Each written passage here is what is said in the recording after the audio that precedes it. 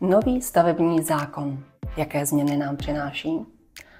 Pojďme si společně projít informace o novém stavebním zákoně, a to zejména z pohledu nemovitostí rezidenčních.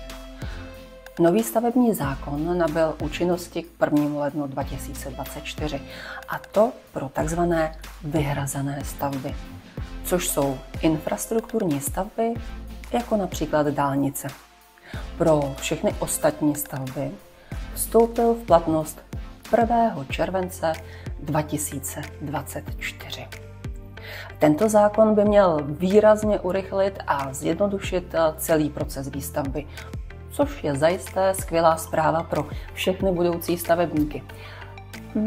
Jaká však bude realita následujících měsíců, nechme se překvapit. Ale nyní se již pojďme podívat pod pokličku tohoto zákona. Základním pojmem je záměr, což zahrnuje vše, co podléhá povolování, tedy jak stavební záměry, stavby, soubory staveb, tak nestavební záměry. Například dělení pozemků nebo změna využití území. Záměry se dělí do 4 kategorií, a to drobné, jednoduché, vyhrazené a ostatní stavby. Pro každou kategorii platí odlišná pravidla týkající se povolení, kolaudace a možnosti realizace stavby své pomocí.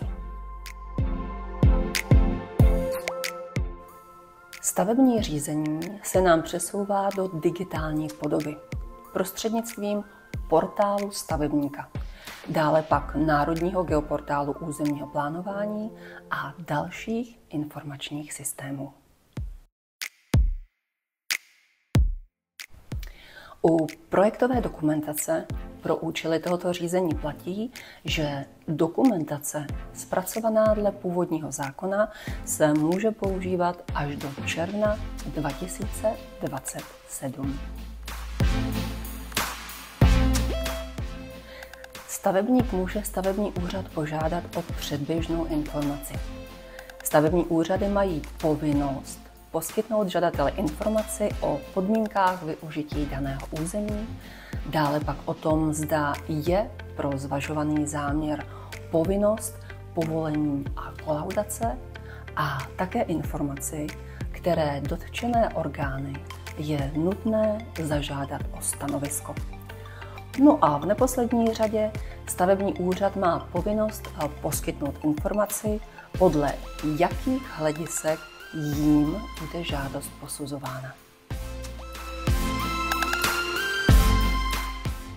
Jednou z dalších změn nového stavebního zákona je sloučení posuzování stavby z hlediska umístění a povolení, a to do jediného řízení. Jednodušeji řečeno, dosavadní tandem územní řízení a stavební řízení bude nahrazeno jediným řízením, a to řízením o povolení záměru. U jednoduchých staveb, kam řadíme například stavby pro bydlení nebo stavby pro rodinnou rekreaci, tak u těchto jednoduchých staveb bude povolení vydáno do 30 dnů. Zatímco ostatní stavby budou posouzeny do 60 dnů s možností prodloužení o dalších 60 dnů. Platnost povolení záměru budou 2 roky až 5 let. Avšak když bude stavba započatá v době platnosti tohoto povolení, dojde k automatickému prodloužení lhůty na 10 let ode dne právní moci povolení. Ale pozor, v této 10leté lhůtě bude nutné stavbu dokončit. Teď jenom vsuvka. Hranice pro nutnost stavebního povolení se v kategorii drobných staveb, což je například menší stavba v zahrádkářské kolonii nebo takováto menší stavba na pozemku rodinného domu, která souvisí s bydlením, tak ta se posouvá z 25 metrů na 40 metrů čtverečních zastavěné plochy, kdy tedy nebude nutné stavební povolení žádat. U garáží však došlo ke zpřísnění. Ty se nám přesouvají z kategorie drobných staveb do kategorie jednoduchých a bude tedy nutné vždy u nich stavební povolení. A co se týká stanoviska dotčených orgánů, pokud stavebník nedoloží k žádosti o povolení záměru stanoviska dotčených orgánů, tak stavební úřad je dle nového zákona u příslušných orgánů vyžádá sám, aniž by tím zastavil stavební řízení.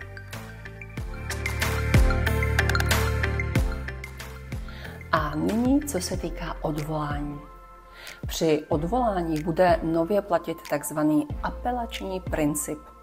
Pokud tedy stavební úřad nevyhoví odvolání proti jeho rozhodnutí, posoudí jej nadřízený stavební úřad, a to bez vracení spisu na prvostupňový úřad. Dále se nově zákonem zavádí jednotné environmentální stanovisko YES. Neplete si zkratku s anglickým YES, které nahradí dosavadní závazná stanoviska z celé oblasti životního prostředí. Je to naprosto super, protože do 30. června 2024 byla stanoviska vydávána podle 9 různých zákonů, například vodního zákona, lesního zákona, zákona o ochraně povzduší a tak dále a tak dále. Tak a nyní kolaudační řízení. Dle nového stavebního zákona nebudou vydávány kolaudační souhlasy, ale vždy, to je v případě, že se stavba musí kolaudovat, kolaudační rozhodnutí.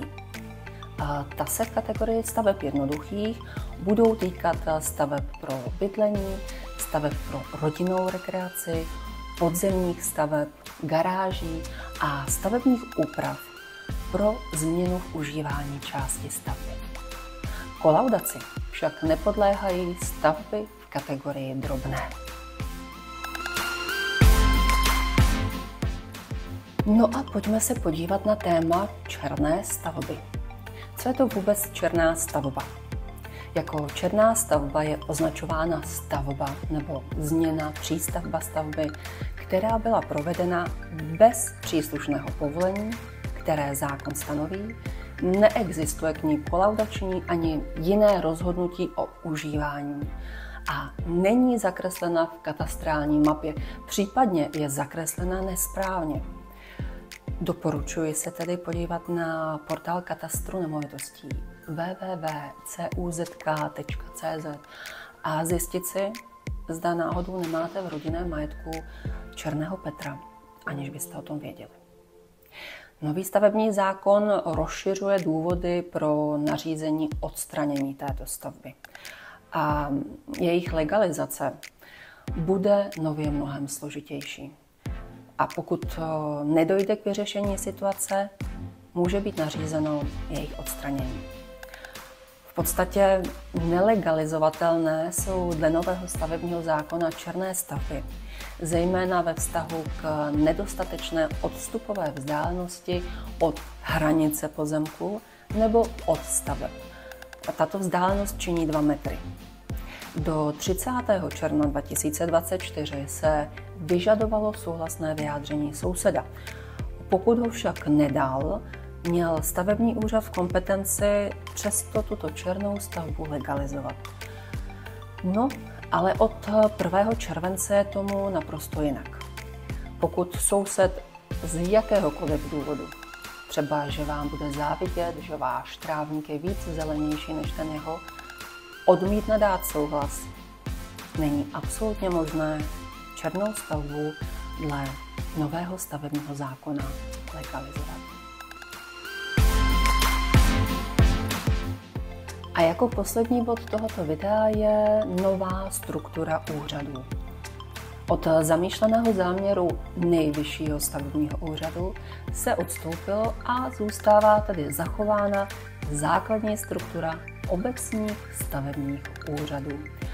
Jím jsou nadřízené krajské stavební úřady a ty budou v prvním stupni rozhodovat u taxativně vymezených složitějších staveb.